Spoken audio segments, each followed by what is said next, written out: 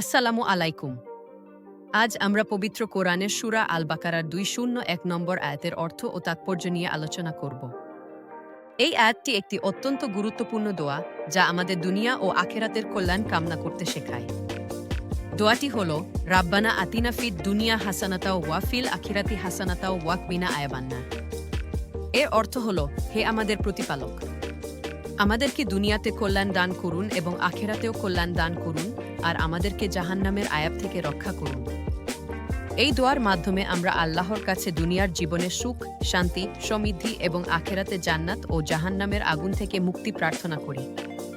এটি একটি দোয়া যা জীবনের সকল দিককে অন্তর্ভুক্ত করে এবং মুমিনের জন্য অত্যন্ত ফলপ্রসূ।